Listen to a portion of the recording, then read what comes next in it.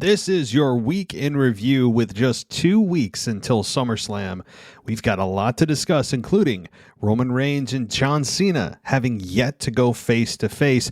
Goldberg and Bobby Lashley are now official for SummerSlam. Sasha Banks and Bianca are also official for SummerSlam. Zelina Vega earns and then doesn't earn a women's championship match. We're going to talk about that and so much more right now. This is WWE superstar Drew McIntyre, and you're listening to the WWE Podcast. The champ is the one that everybody wants, me. Becky Lynch is going to WrestleMania. Claymore! Austin 316 says I just whipped your ass. This is my iron. You're going to acknowledge me. All right, everybody, welcome to the Week in Review here on the WWE Podcast. It is me. I am here for the Week in Review. The reason I'm here is we are getting very lucky with our newborn's sleep schedule. That is the only reason I am here. So we'll see how long that lasts. This happened with our last kid, where he was very good for the first month, and we said, oh, this isn't so bad. And then things flipped like a light switch. So that said, I'm going to be here as often as I can be. I have a great team here that has been picking up my slack for the better part of a week, and I do appreciate it. You know, I did come into this thinking I'd be gone for like 2 weeks or more, and I just am, I was really shocked, but again, we'll see how long things last, but I'm here. I couldn't wait to get back onto the mic, back into the saddle to talk wrestling with you guys, because we are at a very important time of the year, arguably more important than WrestleMania, given that this is the first time that fans will be gathering at this magnitude for a WWE event. WrestleMania was obviously very limited. I think they only had a 30% capacity or something like that, and you know, it didn't feel quite like WrestleMania. This time, it is full tilt. It's back in action. We are going to experience the WWE fans in mass for 65,000 people for the first time in feels like 18, 24 months. So it's going to be awesome. I'm looking forward to that. And it's in Vegas, as we all know. And we have some pretty big matches on the card that became official, as if there were any doubt this week that they would become official. And Goldberg versus Lashley. And, of course, Roman Reigns versus John Cena that happened last week. And the insane plot hole that you can just sign anyone's contract was actually addressed by Paul Heyman, and I got to give them credit on that. But no one's doing anything about it. So we'll talk about that. And Zelina Vega and their just complete ineptitude when it comes to consistency of awarding title matches. Just zero consistency. Although I love SmackDown, it's just one of those things that is so easily rectified that they just don't do it. Nonetheless, before we jump into any of that, and of course Monday Night Raw, I do want to let you guys know a couple of things. Number one, we're actually going to be adding a new show. Yes, a new show, because we don't have enough content. We're going to be adding James Ludeman, who you guys, if you've been with the show long enough, have heard him before. If you haven't, he was a brief NXT host here and then left and now is rejoining our team here, doing something called The Commentary. And what that'll be is essentially a news and rumors roundup show for that particular episode. So that'll be debuting on Monday, tomorrow. So look out for that. I did a brief news episode, kind of a pilot episode about a week or so ago. I don't even remember. Like a week ago is insane. I mean, a week ago right now, my wife is in surgery and I was in a hospital, delivering our child. So I really don't remember the last week very well, and my sense of time is very off. But I did do a pilot episode of sorts about a week or so ago, covering just kind of the news and things that broke. And I have a little bit of an intro jingle and things like that. But James will be doing that on Mondays, called The Commentary, that will be debuting tomorrow. So that's that. Also, check out Random Wrestling. Random Wrestling is a show hosted by our very own Zach Smith. He covers NXT. and does a great job of it. I know you guys are big fans of him, and he has branched off and he's doing his own show in addition to staying here. But there's exclusive shows there that we do not get to hear on this show. So go check out Random Wrestling. Give Zach some love. This past episode, he covered the 2014 Royal Rumble, a hilariously bad pay-per-view, as he put it. And check that one out. It is very funny. And very smart and very well spoken. And I think you'll get a kick out of that particular episode that was just released today. So search Random Wrestling. That is the name of the podcast, and it should pop up. Give Zach a subscribe. I think you'll enjoy it. I really do. All right. Last quick plug, and then I promise we're jumping into the weekend review in detail and talk about wrestling. If you want to support the show, give us a 5-star rating and review on Apple. Very easy. Or you can head on over to Patreon, search the WWE podcast, and support us that way. Tons of tiers, tons of different benefits, shout outs, that kind of thing. And lastly, Apple Podcast subscriptions. If you want to just have the native Apple Podcast app as your only way that you listen to this show, head on over to your subscription on Apple Podcasts, and there should be an ad-free button that you click right on our homepage on your podcast app there on Apple, and it'll give you a free 3-day trial of all of our shows ad-free, and then after that it's $2.99 a month for all of our shows ad-free forever. So pretty cool. So all right, let's jump into wrestling, because that's what y'all are really here for. I don't blame you. So let's do it. Let's talk about the last thing we saw. I do this because I think it's a good way to start a show. It's to talk about the very last thing you saw, which was SmackDown, which was specifically Roman Reigns laying out, and the Bloodline laying out Finn Balor after he handily beat Baron Corbin, who I am really enjoying, by the way. Baron Corbin, just his same stained shirt, growing out his hair when it has no business growing back out. He's a disheveled mess. How they said he couldn't even afford entrance music was hilarious. I wish, the only thing I would wish they would have done this week is have Corbin beg Finn for money even after he screwed him over. Like, consistently ask people for money would be hilarious. I think, like, and I don't mean in a way that's going to turn him babyface, just in an annoying, ungrateful way would be great. And I got to say, this new Baron Corbin is just awesome. I really am enjoying this. But he gets handily beat by Finn Balor, who really set the tone. I almost said made a statement, but WWE overstated their statements this week. I mean, it's getting egregiously annoying, I gotta say, with how many times they say message, statement, and so forth. But anyway, so Finn Balor really did set the tone. How about again, I'm avoiding that word, by saying that that Finn Balor that would have just smiled and looked the other way about what happened last week is gone and dead, and that this Finn Balor is not going to sit back. I like that, and I was thinking that Finn Balor would indeed bow out after what happened last week, considering that it seemed apparent that he was going to just kind of float into a program with Baron Corbin leading to SummerSlam. I don't think that's the case anymore. I think this is going to be a triple threat match. This looks like a triple threat match to me, because Finn is not going away. And Michael Ritter, who covered our SmackDown this week and covers it brilliantly every week, noted that, look, Finn Balor is still in the title picture. And he had that as part of his name of the show. And it's true. Finn isn't going anywhere. And it does surprise me. It seemed as if it was just kind of a flash in the pan, and we'll revisit Finn when we get to him after John Cena is through with Roman. No. And in fact, it looks like we could get a triple threat at WrestleMania, at SummerSlam. And at first I'm annoyed by this, because their overuse of triple threats is well documented, especially in big situations. They're not ashamed to make a triple threat no matter what the scenario is, or what the stage is, or what the stakes are. They just don't care, because triple threats are just part of the game, which I think it's a mistake to think that way, because one-on-one can be so much better on a lot of levels. Anyway, why I think they're going to make this triple threat is, number one, Finn Balor is a beloved character. I think he's a lovable underdog. He is, I think, really polished himself up in NXT, really made himself an even more well-rounded performer. He is the same Finn Balor in a way with the entrance and everything that we saw before he went back to NXT. But since he's returned and come back from NXT, he does feel like he has a bit of an edge, more confidence.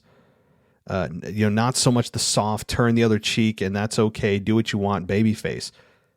He's not, and I respect that, and I love that, actually. So at first I was annoyed that, why can't we just get Roman Cena one-on-one? But here's also why I think they're going to do it. Not just because, as I said, number one, he's a beloved character that's believable in this title scenario. Number two, and more importantly in WWE's eyes, he's an out for the finish by protecting both Roman and Cena. What I mean by that is Finn is there to take the fall. It protects Roman, it protects John, and no one's hurt by the outcome because Finn Balor was the one to take the fall, which I think is going to lead to Roman Reigns pinning Finn Balor in that main event, presumably the main event of SummerSlam, which protects John Cena because he doesn't have to be the one to take the fall. And it's also kind of a chicken thing to do to pin the guy that's not even really involved, and it wasn't involved until late. And the match does seem to be centered more around Cena and Roman, with Finn as the third wheel. But when a third wheel's added, more often than not, that third wheel is there to serve a purpose of taking the fall to protect the other two, quote, bigger guys. So I think that, unfortunately, is why Finn will be added to the match. Is there a small chance he could win? Yeah, and I think they'll make a good case for it. I don't think this is a fait accompli that Finn Balor has zero chance and Roman absolutely retains. I don't think that's the case. I think there's a significant chance and likely chance that Roman does retain, but we'll save all this for the prediction show in a week or so. 13 days until we get to that preview show on the 21st of August. We'll see if Ashley's available. Try to make her the preview and prediction guru. Not that we're any good at it. We talk ourselves out of predictions and talk each other into certain predictions and changing our predictions, and then we both end up looking like idiots. That's just kind of what we do. It's just, so if you want to make us look like fools, you want to watch us look like fools, but also sound smart while we try to make our arguments convincing, certainly tune in to our August 21st SummerSlam preview. If she's available, I gotta get a hold of her. Anyway, that is why I think Finn's being added. He is still an interesting element. That's part one of what I was going to say about SmackDown, because that's the last thing we saw, and Finn Balor getting put in the guillotine and getting pounded by Roman, whose body language is just spot effing on. The bloodline, having Jay and Jimmy do the dirty work. It's all beautiful stuff. It's beautiful. And I don't mean that in a, let's cheer for the heels. I mean that in a, somebody needs to kick these guys' asses, which is beautiful. It's a beautiful feeling to feel that as a fan, because apathy a lot of times is the death knell for any star that WWE is trying to put in front of you. If you don't feel anything one way or the other, it's the kiss of death. So that's part one of this. Part two is something that didn't even happen. That's a glaring omission from this rivalry. Glaring omission. And I think you know where I'm going with this, because it's part of the title of this show. And that is, where in the hell is the face-to-face promo? And actually, it's not in the title of my show. It's in the description, but you get my point. Where's the face-to-face on this? I've gone over this now for a couple of weeks, and I've been trying to figure out if they're even going to do it. If they're even going to subject Roman Reigns to the absolute pounding he would get from John Cena if the dynamic and freedoms of both guys from management are the same, which I don't think they are. I don't think they want to put John Cena and Roman Reigns face to face with a live mic and bullet points, but not a scripted, highly managed promo, because they know what will happen. And some people are saying, oh, Roman's so much better. Look what he's done. Oh my God, he's so much better on the mic. The reason I'm repeating myself is because people keep emailing me. And I will say this one last time. Roman Reigns has improved immeasurably. He's on a career like skyrocket. He's on a career just trajectory right now that few ever get to go on. He's on a Hall of Fame level right now. He is one-way ticketing himself to the Hall of Fame with what the run he's on. No question. He's carried the company on his back. No question. His heel character is authentic. No question. All of it. His body language is just, I can't say highly enough about his body language, especially this past week, the way that he was pushed out of the ring and then just his emotions, everything was just spot on. But it's a different animal to go into the ring and do a face-to-face, mano-a-mano promo with arguably the best to ever do it. Arguably. They didn't say certainly. Arguably the best to ever do it. Because he still will get carved up. John Cena has done it his entire career. Roman Reigns, when he has done it, has gotten shredded to pieces. And since he's been heel, he has not had that challenge put in front of him, particularly with somebody at the level of John Cena that has the ability to carve through him like a hot knife through butter, and he still would. Roman Reigns may be improved. I'm not saying that. No, he probably is improved, but you don't improve from no practice in front of live fans. You can do it in, backstage. You can do it, in front of your mirror. You can do whatever.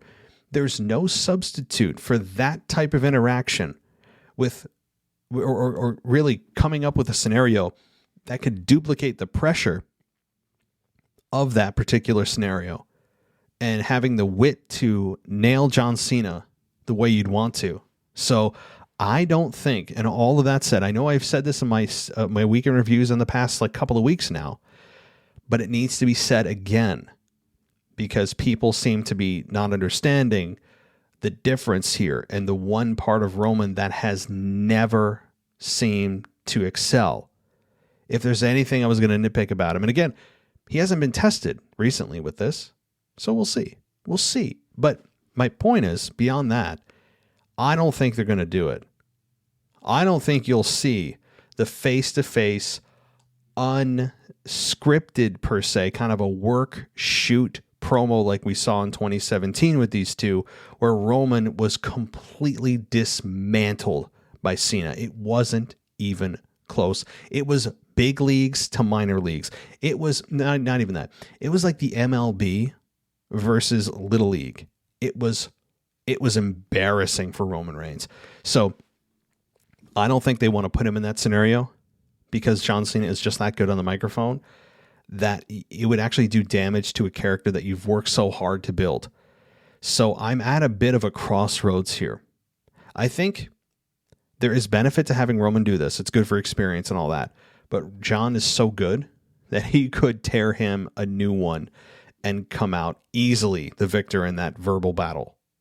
So what I think they'll do is they'll certainly have a face-to-face, but it's going to be a much more controlled environment where these two, especially Roman Reigns, is given some material.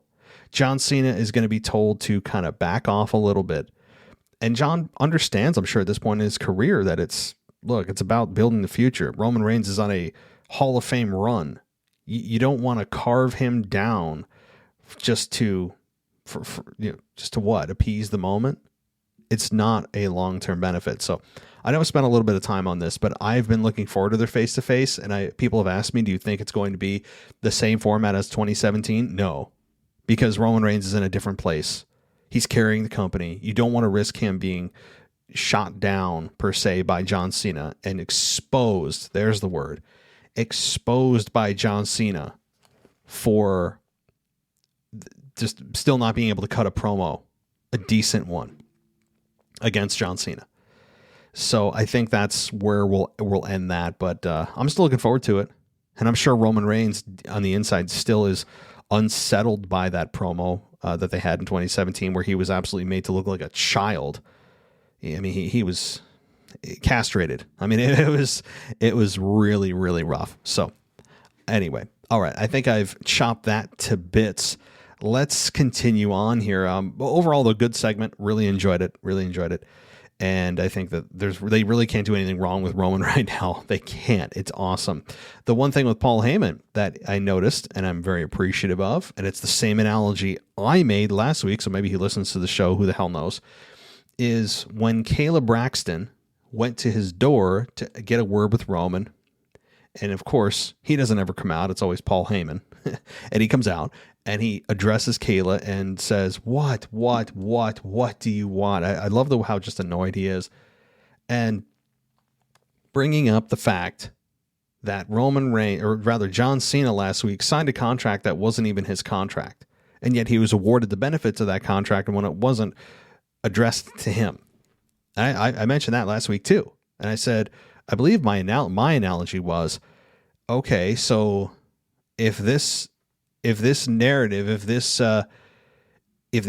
this scenario holds true in your mind that you can sign someone else's contract, why couldn't I go into a board meeting where there's a contract signing, say, with Randy Orton and Vince McMahon, and Randy's about to sign a multi-million-dollar deal with WWE, and instead of Randy, I come in the door, I hit him with a chair, I sign my name, and I'm suddenly the beneficiary of a multi-million-dollar contract? Is that apparently how this works? Because that's the same scenario. Except Paul Heyman, by the way, that's almost the exact scenario I gave last week. Paul Heyman this week gave a Tom Brady analogy where he said, can I just sign Tom Brady's $75 million contract for 1 year, whatever that insane amount of money it was that the Bucs are paying Tom Brady to quarterback. And it's a perfect analogy, not just because I made it, although I'm a little biased, but it does hold water. Because how the hell can you sign someone else's contract? I don't care if you sign, you're still not the party that's referenced in the legal document. It's just, you don't even have to know a whole lot about contracts at all to know that you can't sign on behalf of another party. You can't do it as a separate entity. It's just not a thing. And for Adam Pearce to say, that's good enough for me, I would say, okay, Adam, do you have a law degree? We have a legal department. I'm going to, why wouldn't Paul Heyman bring this up to legal? I mean, how is this not even being discussed? I mean, I'm glad they brought it up. I'm glad Paul Heyman brought up that analogy. He has a legitimate argument, yet they're not doing anything about it. That's the problem I have is, why are they not fighting this? Even if they gave me a lame excuse, say for example, this is the excuse. If I was WWE, that I would explain this. If I cared halfway about a narrative, beyond just pointing it out, and then all of a sudden they just don't do anything about it. It's like, well, if you pointed it out, you have a legitimate argument. Why are you not following through on it? But what I would do is, if I was WWE, I would say, let's bring this to the board of directors. They'll make a determination on this. And we come to find out that the document never referenced Finn Balor, and it happened to be an oversight, that it was an open challenge for the Universal Championship, and there was an oversight in the text where Finn Balor was not referenced. So if John Cena signed, then that would be a little bit more believable. They couldn't even just say that, where Paul Heyman says, we're going to have the board of directors do a legal review of this document. Simple. Simple. It just, I don't know why they're not doing that. But anyway, so Paul Heyman made a brilliant reference there, and you're welcome, Paulie. You're welcome. Alrighty, let's continue on with SmackDown here. And those of you that are new, we cover SmackDown a little more heavily, considering that I already do a detailed Monday Night Raw review. So there is that, although I didn't review Monday Night Raw this week. Michael Ritter did. That's normally what we do. So, okay, here's what else happened on SmackDown that I didn't really chance to talk about. Jey Uso defeating Dominic Mysterio via pinfall after a top rope splash. I'm reading on the CBSSports.com for those that want to follow along. Jimmy Uso provided interference from the outside throughout the match, helping the Usos build momentum ahead of their title defense against the Mysterios at SummerSlam. Let me just say this. I don't even mind the word momentum. It's not as bad as the word moist. Okay, there's a lot of other M words that I despise more than momentum. Obviously, it's an overused term. You guys know how I feel about that. Beyond that, the concept of it is deeply flawed. Why? Whenever has momentum been the key factor in somebody winning a championship or retaining it for that matter? The answer is never. You're only as good as the day that you are in, right? There's no such thing. There's no mythical force called momentum that's going to supercharge you to have more power that day. Now you may argue, well, the mental edge, this and that. Again, momentum is not really a thing unless you're talking about kinetic energy, like real momentum, physical energy, like going down a hill on a sled. You gain more momentum as you go down that slide or down that hill in a sled. Momentum in terms of sports doesn't exist other than a potential mental edge that you may think you have, a perceived mental edge in your mind, but there's really nothing on a day-to-day, game-to-game, match-to-match scenario that really gives you an edge other than this mythical momentum. The momentum doesn't exist really. It's not a tangible thing. So momentum is it's really just a kind of falsified edge that somebody believes or team believes they have. It's not a thing. So the flawedness of this word, of not only is it overused, I mean, they even talk about momentum during matches itself, not just from, storyline to storyline, but during matches itself. Oh, he's starting to build momentum. No, he's, it's not momentum. Okay. Momentum is a physical energy that continues to move in the same direction at an accelerated rate. That's momentum because of physical forces. Momentum is not a real thing in a match. Okay. Especially, whatever. I'm getting way too scientific on this, but there's the breakdown of momentum. You're only and this is the old baseball analogy, you're only as good as your next day's pitcher. Meaning, what you did in the past doesn't mean jack, you know what. It's about the game you play the day that it's played only, period. Okay? All right, I've just destroyed it for some of you. But the one thing about this, and again, this is a quick match. Dominic loses. Not that I really care about Dominic. In fact, I even tweeted this out at wrestling_audio if you want to follow me on Twitter. I have to say, the way that Rey Mysterio and Dominic speak to each other, it's like they're meeting each other for the first time. What I mean by that is, how many of you fathers out there call your son by the noun son rather than saying their name, their actual given name? Who the hell says, I'm so proud of you, son? I mean, it's just, it's like, what? It's so, I don't know. He can't just say, I'm so proud of you, Dom. Yeah, that's a little bit less cringy. Do we have to be like so dry about the fact that, oh yeah, we know, yeah, we're fairly sure that Dominic's your son. We've been told, many, many times, everyone knows who Dominic is. So why do you really call him son in real life? Then why give him a name? I don't know. I just, that kind of stuff, the way they talk to each other is so robotic. Anybody else notice that too? The way that Rey Mysterio and Dominic talk to each other is just, I did it for you, Dad. I need to learn a thing or two. It's so just the stereotypical generic conversations that people, believe that fathers and sons have, that it's the young lion trying to learn from the old lion. And I don't know. The way that they speak to each other is just so boring. It's so boring. There's nothing there. And their whole reason to want to win this match for Dominic was to build momentum towards regaining their titles at SummerSlam. So I have nothing left to say. The match was what it was. It was fine.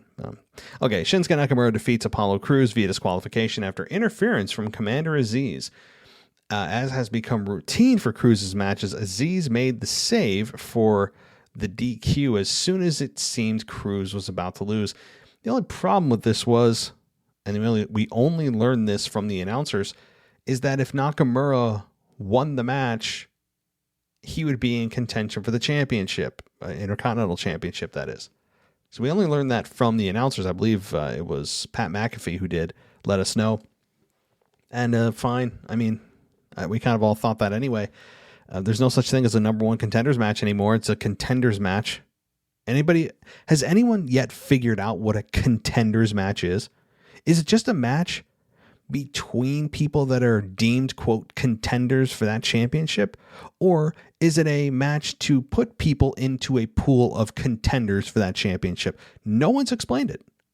Why we're not being told is it's kind of basic. You figure the audience should know, but they leave us to just guess or come up with our own conclusion. Nonetheless, Shinsuke Nakamura wins, but because of DQ. I have no problem with Shinsuke Nakamura and Rick Boogs, who is adding a lot to Shinsuke Nakamura, I got to say. And when I say a lot, I mean something. It doesn't mean he's truly a deep character. It just means that he's adding at least something to Shinsuke, and people seem to be entertained by it. I'm fine. I have no problem with Rick Boogs and Shinsuke. I really don't. The only thing I would say about this is Apollo Crews has been really put on the back burner, is the best way to put it, which would tell you that he's probably going to lose that championship sooner than later. They haven't given him any mic time as of late. He has been, I don't want to say, he's not forgotten, just backburnered. And when they do that, that's typically a sign that things are going to go downhill for that individual. And I hope that's not the case here, because I think Apollo Crews has more to give, much more to give. And I really love him as a heel. And having Commander Aziz out there does help. I'm high on Apollo, even Aziz, as long as he's with Apollo. It adds something. And I think they're missing the boat if they don't continue on with him as champion. Okay. Tegan Nox defeats Tamina via pinfall with a roll-up after Shotzi Blackheart. I can't even believe they described it as shot a missile from her tank. I'm reading this verbatim. That caused a distraction to allow Nox to score the pin. Oh, I guess what we mean by shooting a missile, and maybe we can let the U.S. military know this now because we've redefined what this means, is when you say shoot a missile, that could mean several things, right? It could mean actually shooting, a ballistic missile. It could mean shooting a heat-seeking missile. It could also mean shooting a Nerf gun. I mean, hey, it's split. We're splitting hairs here. 6 of one, half dozen of the other. I guess shooting a missile is also known as shooting a Nerf gun. So, same thing, guys. Same thing. I mean, I don't even know what to say anymore about this. I know some people are big on the tank thing. I'm not. And yeah, they did it in NXT from what I understand. Don't care. I don't care. I don't care that just because it was done in NXT doesn't mean it needs to be brought up to the main roster. And look, I am all for, if things work, at least trying to bring them up to the main roster and see if they translate. Instead of just repackaging them completely, all that kind of stuff that Vince has done in the past, at least bring it up, see if it works. In my mind, this does not work. Bringing a Power Wheels tank to the ring to shoot a Nerf gun as a distraction for these professionals, as we're supposed to believe, and then having that individual lose because of a Nerf gun is just ridiculous. I mean, you have super soakers, i.e. the dripstick. You have Nerf guns. What are we going to have, a ball pit match next week? I mean, this is... I don't know. So, okay, let's get on to bigger, better, and awesome things here. Edge and Seth Rollins agree to a SummerSlam match. As expected, that's cool. Edge laid down the challenge, which Rollins, apparently appearing remotely, blew off, saying he'd consider it. Edge continued to push, saying Rollins was trying to follow in his footsteps, but was really just Edge light, pushing Rollins over the edge before he accepted Edge's challenge. Yes, I love this. It wasn't one of Edge's best promos, but God, did he know how to sell the emotion, doesn't he? Edge is just so well versed in body language and emoting his feelings that it almost doesn't matter the words he says, because how he says it and the body language he uses to convey those words speak for him. His eyes, as we all know, are money. His everything. He's so good. His reference about what did he call Seth Rollins? It wasn't a great reference. Kind of fell flat. Something about, oh gosh, I can't even think of it now. He referenced something about Seth Rollins, and it wasn't funny. He said in passing, the audience didn't react. And look, you're going to have stinkers every once in a while. It's fine. It's fine. I don't really, not holding it against him or saying it took away from the promo. It didn't. So Edge and Rollins are on a warpath to SummerSlam. And I love how they're referencing what happened in 2014. Yes, I think that's awesome. This is something WWE could have easily said, nah, we don't need to bring that up.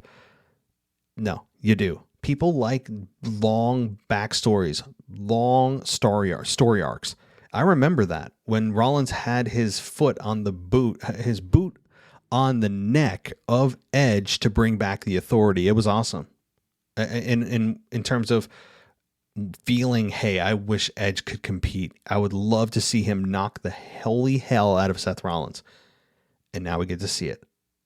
The one thing I wish we could do is actually have footage of this. Why we're not being shown this? Why would you not want to show your audience of something that happened 7 years ago? Just remind us. It easily is dug up.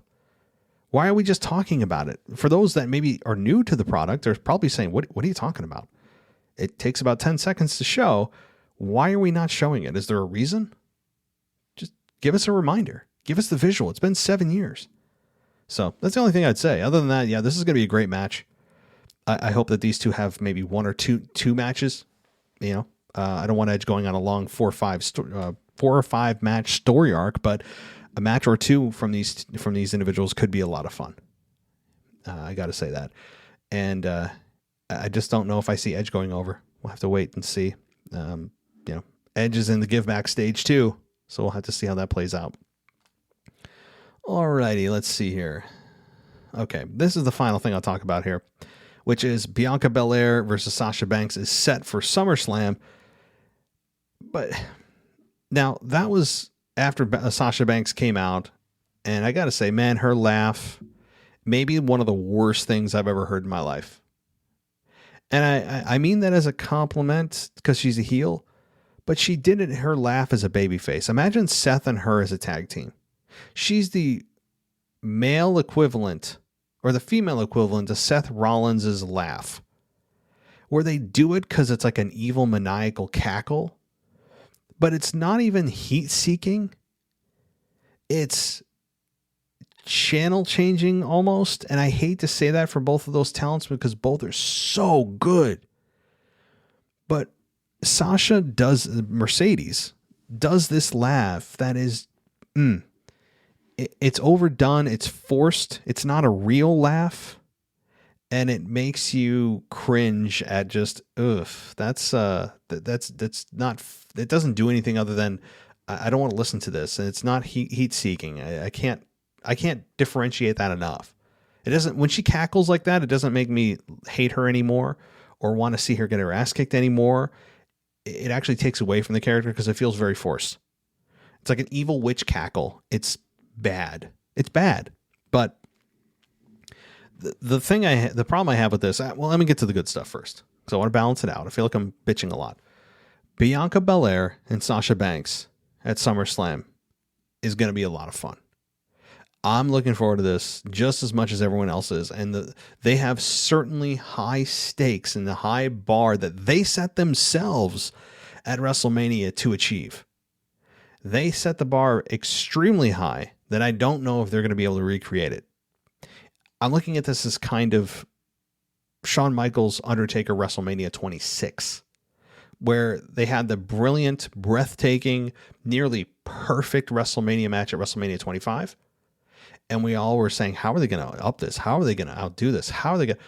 And they didn't at WrestleMania 26. They didn't. It was a really good match, But to follow that and repeat it and exceed it, nearly unheard of.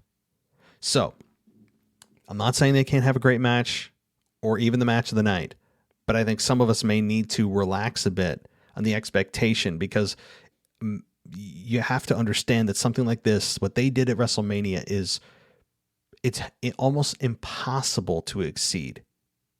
So I'm not trying to dampen people's expectations or pour cold water on what you think this match could be. I think it's going to be really good to great. And I think that there's no problem there. But so I'm looking forward to that. I got to say. And I think there's a very solid chance Sasha Banks takes that belt away from Bianca. I'll leave it at that. Very solid chance. So the only thing I have to say about this, and it's something I really liked and hated at the same time because of how WWE presented it, is Zelina Vega coming out to say, hey, wait a minute. I know I can beat Bianca Belair. I want the match. I have no problem with that, because why do people not come out more? If the championships are so important and the pre-qualification is you just have to come out and challenge the champion or attack them, why aren't more people doing it? So I like the fact that somebody else did, and I love, you guys know I'm a big Zelina Vega fan. I have been since day one that she came into the company. But even the announcers were confused about, is this a championship match? Is it not? Michael Cole bumbled and fumbled, and Pat McAfee had to save him. Whatever. I have nothing against Cole and that. He's going to screw up every once in a while. But not the fact that it was a championship match. What I just could not understand is Sonya Deville and Adam Pearce backstage telling Zelina Vega that she can't just get a championship match because it has to be promoted and so forth, and they can't just do that. We make the matches around here, and her contract hasn't been ratified yet. So, and Zelina's like, well, okay. And then they said to Zelina, well, if you beat Bianca tonight in a non-title match, then you'll be considered to get a future SmackDown Women's Championship match. I'm like, wait a minute. I said on Twitter that this makes no sense on so many levels. So many levels. This makes no sense. Because let's break this down and completely dismantle the narrative here. They said that this match has to be promoted. That they can't just make championship matches without promoting them. Really? I'm fairly sure that they hand out championship matches on a regular basis. Raw or SmackDown. It happens all the time with little to no promotion. So the promotion thing is a joke. Okay. Number 2, her contract's not ratified yet? By whom? You guys just accepted a contract from a guy that signed it that wasn't even in the contract. So don't give me this ratified contract language that makes no sense. Don't try to throw big words at us, okay? But so there's that too. Like, if it's being ratified? Well, that means if it's being ratified, it's in process. So if it's in process, why the hell do I have to still go through this non-title match to qualify? Because she agreed to it verbally, and you could say that a verbal contract. Okay, there's your verbal contract. You don't even need a written one. People do verbal contracts all the time. There's matches that happen on the spot, and there's nobody out there running to the ring with a clipboard saying, hang on guys, you got to sign this before you have this match. It's preposterous. So Zelina having to be told the contract's not ratified, and that if you beat Zelina Vega, or I'm saying you beat Bianca in this non-title match, then yeah, you'll be considered. Well, if contract's being ratified, I just have to wait. Why would I have to be in this match? Because it's in process. This makes no sense whatsoever. And if that's the case, that people don't make the matches and they said, quote, they do. Oh, well, why don't you tell Edge and Rollins that? Why don't you tell Bobby Lashley and Goldberg that? Why don't you tell John Cena and Roman Reigns that? Why don't you tell virtually any other match that was created for SummerSlam? Tell those individuals that, no, sorry guys, whoa, back up, we make the matches. Oh, do you? Funny how that happens. Because it didn't happen for any other match at all on the card. I'm sorry. That is the one thing I got to say. Like, I'm sitting there going, what the F are you talking about? It made no sense on so many levels. I mean, I know it's a small thing and people probably didn't pay too much attention to this backstage segment and just went along and their brains just ignored the massive plot holes and inconsistencies in what was being said. I understand that because it's pro wrestling, but it was one after another, layered on top of layer of garbage narrative. I mean, what? Okay. I'm done with that piece, but I got to say, Zelina Vega losing to Bianca Belair. Can we get Zelina a victory? A victory that's a credible one. She doesn't have to be shot to the top right now. Her day as women's champion will come, and I'm not worried about that. But it seems as if all she's done since she's returned is lose. What? Why? I wonder, why did they bring her back right now? Because the women's division is so thin. I mean, and it is. But I'm just I would like to see Zelina get a victory. She's got a great presence on the microphone. She's good in the ring. I wouldn't say she's outstanding, but she's good and definitely good enough to be in there with really any level of talent. And she's just got that it factor. And I'm waiting for her to get that signature victory, and it has not happened yet. So, all right. Well, man, I gotta take a breather. I was so just frustrated with WWE about this, and she can make a match with Bianca. I'm sorry, Bianca can make a match with Sasha Banks, but yet she can't make a match with Zelina Vega, and apparently the other ones to say make the matches. Whatever. Okay. See, I'm just rattling my own cage. All right. On Raw. Now, I know I didn't get to review Raw. Michael Rutter did a great job of it. Nikki ASH gets the victory. I don't care about Nikki ASH. I actually want to see her get bloodied and battered and this character get crushed. Like, I want her being crushed to embody all here's what I want to do. And this is just the morbid version of myself coming out. But to me, here's what I would want. I would want Charlotte Flair to challenge Nikki one more time and say to Nikki, I want every little girl and boy out there to look at you in this match and look to you for their hopes and dreams. And I want to be the one to personally crush them. I want Nikki's battered and bloodied body on the canvas to represent all of the boys and girls' dreams being crushed. That's what I want. That's how I would kill this character. And I would have Nikki just go insane again and do what she's meant to be, and that's just crazy girl. Crazy, psychotic Nikki. Nikki Cross. Just take your name back. That's what I would do. This Nikki, almost a superhero stuff. I've already dismantled this enough times, but Nikki gets a victory. Again, to which I don't care. I really don't. Rhea Ripley defeating Nia Jax via pinfall was very nice.